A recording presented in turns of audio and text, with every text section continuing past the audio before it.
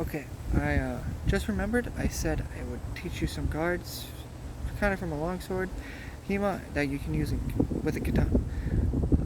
That's the second video. I didn't mean not to. Uh, I got sidetracked with the commas. I completely forgot. I'm very forgetful. It's just something that I have to deal with. Now I will show you these. I'll show you how to do some guards that are practical and usable with the katana. For example, key guard. Take your arm, rest what would be the spine of the katana on your arm. This one used to have a grip. It was complete, just thin plastic. It got broken. So to know where the handle is, I took the rubber piece and just put it really close to the handle. So you rest blade upwards. It doesn't really have a curve. It's more straight, but it works. Now, with the key guard, face your opponent kind of like, and all these guys kind of have the similar stance. At least for me. I don't know if it's wrong or not. But I always bend my front knee, and from learning from karate, I keep my rear foot facing outwards and my front foot facing at me. Now, I can take the sword, I can block like this, so if, let's say, there's a heavier sword coming at me, I can take it and slide it downwards away from me, come around, and attack. Sorry, I came off screen. I come around and attack. My rear foot that was pointing, I didn't move it really. I may have moved it a little bit forward, but it's still facing forward. While my previous rear foot is now facing forward. I took from the key guard and I slashed after blocking their sword or heavier weapon away from me. You can also do plow guard. I don't think you can't really see the plow guard, but plow guard. I hold it somewhat like this. I wrap my two fingers around on both ends, and when I attack, I then go either thrust, grab onto it. Kind of what I learned with the bow. Grab onto it, and it goes straight forward. How good you can go like this, upwards, and attack. By taking your fingers, and I don't know if it does anything, but I feel like it gives a little bit more oomph. Now, you can also do chains guard, which I showed you in the comments, not very well. Chains guard is holding it, so blade goes out this way. This is actually similar to a guard, and I can't remember the Japanese one that did teach you with swords, but they both have this guard. With this one, you can come upwards, forward, and attack. Kind of in an arcing motion, like this, or someone's attacking like this. Like this, as a static block, you can then hit it around and come up again. Actually, if this was a long sword, by coming up here, knocking it away, I can come up in a false edge and go into red. But katanas don't have false edges, they're single edged, normally meant for chopping or slashing. You can kind of do both, but with like a curved blade, that's more curved blade, not a recurve, but a curved blade. It's more meant for slashing. So it's a drawn cut, and by slowly curving upwards, or this really steep curve, by doing that, you get a deeper cut when the blade moves upwards. So it kind of comes in like this. Well, straight blade.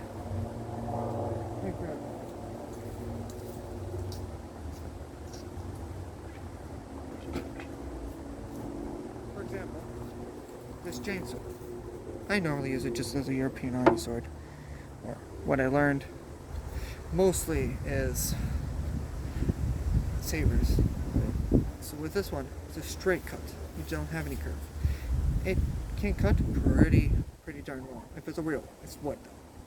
But with a curve, it can cut in and slash a lot deeper, because that curve allows it to not get stuck.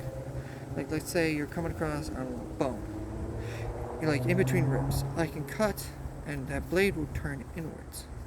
The curve at the end, or Wallace curving, it moves deeper in. I'm not a doctor. It's really hard for me to explain this, but that's kind of how you do it. Now, back to the katana without the cutting and morbidness. Alright, stab. Okay, there we go.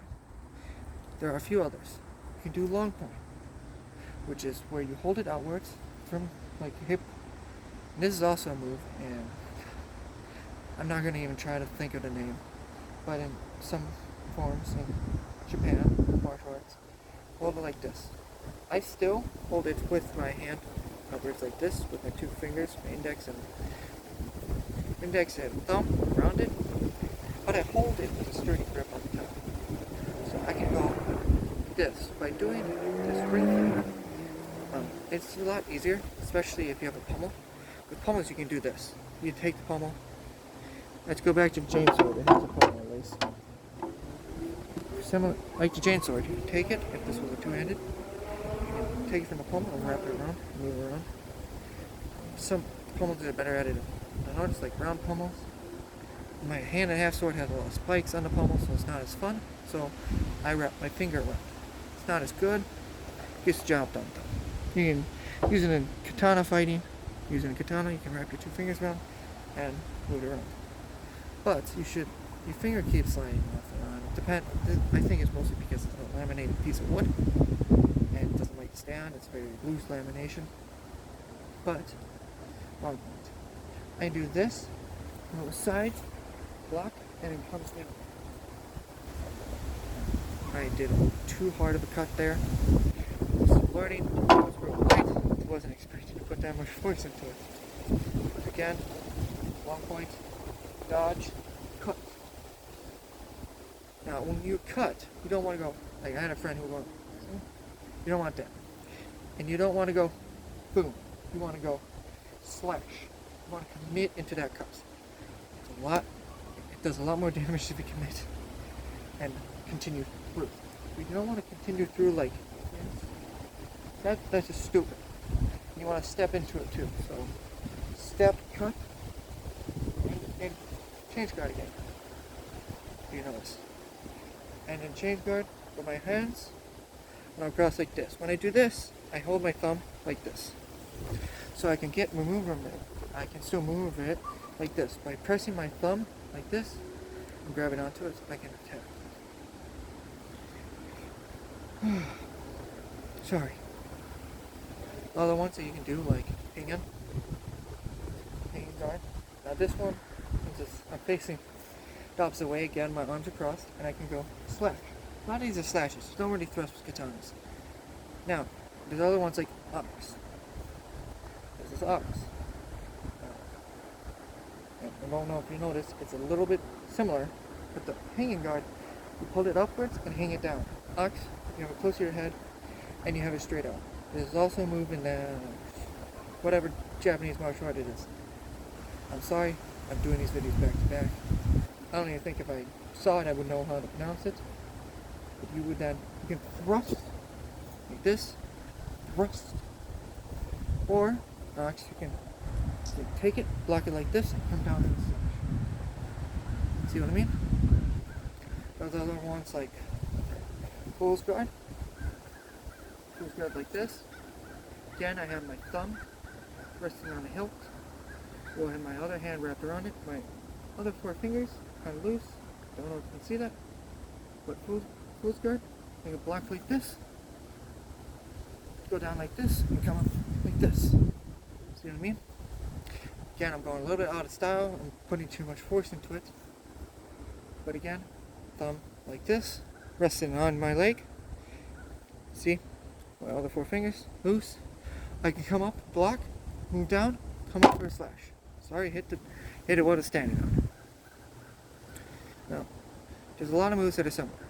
But there's moves that you can't do. Like, I can't go with like arming, like with any double-edged sword, I can't do this. I can't switch from side to side like this. Because the katana is single-edged. I can do that. Again, we're going back to the chainsword. Now, the chainsword isn't really something I should teach you in comparison to the katana, because it's not two-handed. But with the chainsword, I can go sing, sing. I have to move my grip a little bit, but even though I don't want to, I'll show you it with a two-handed double-edged sword.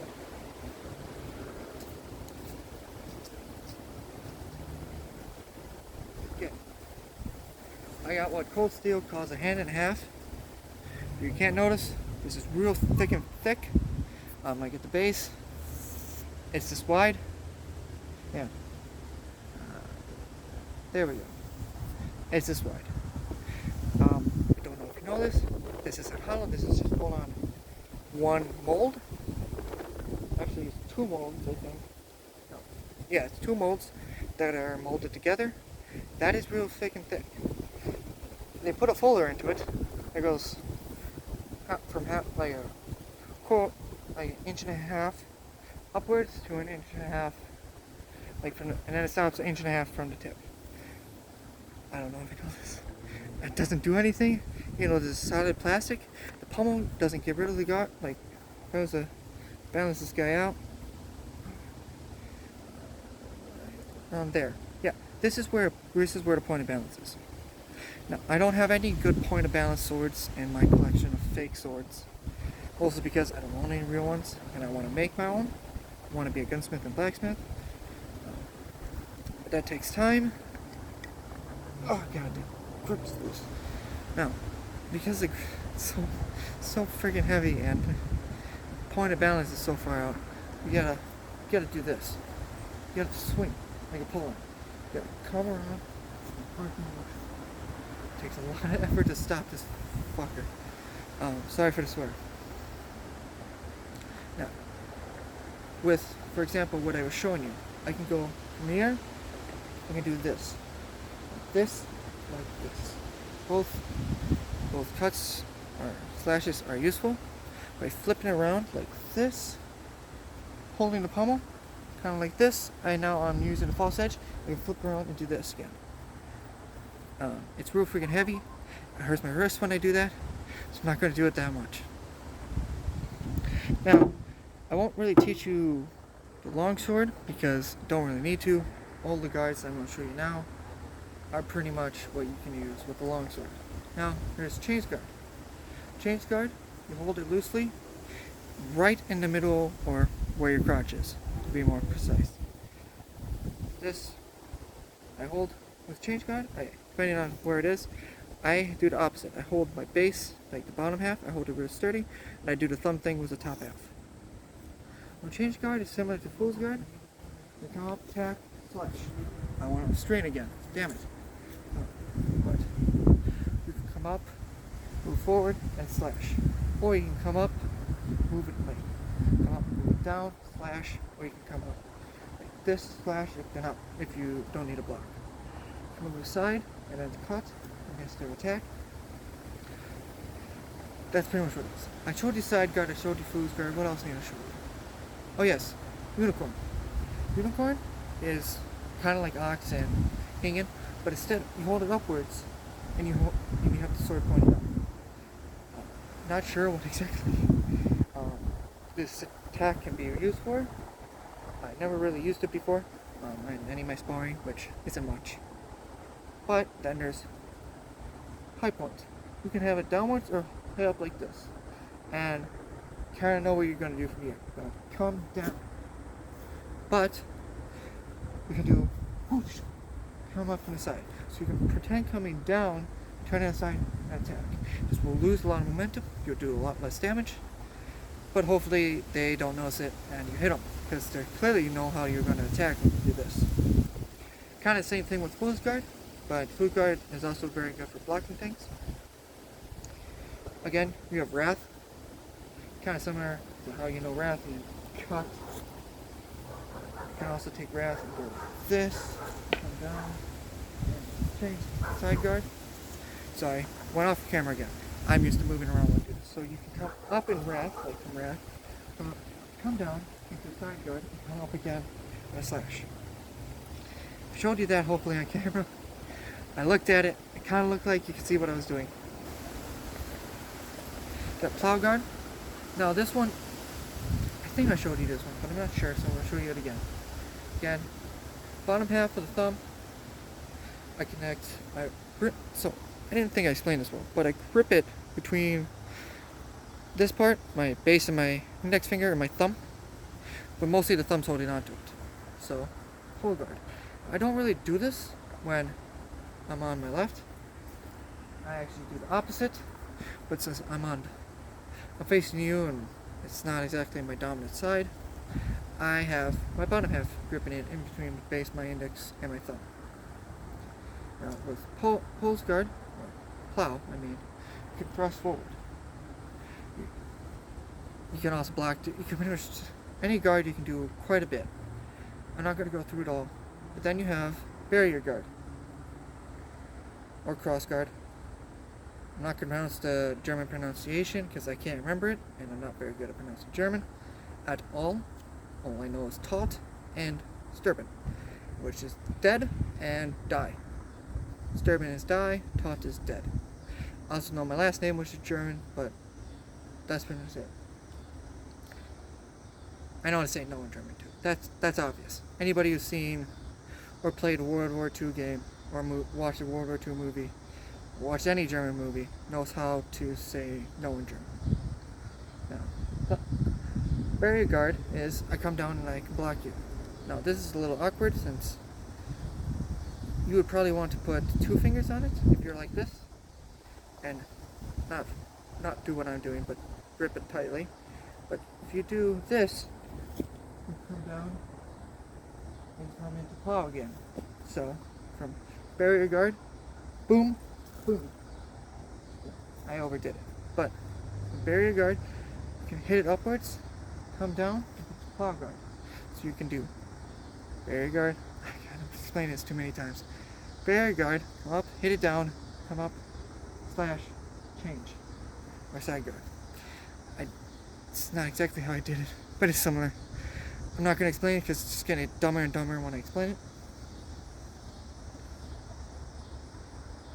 Now, not sure if there's any other ones I can show you. If I showed you all of them. Okay, I'm going to call it quits there. I'll look into it. If I find any ones that I missed, I shall show you. I think that's a good compromise. See you on the next guard video.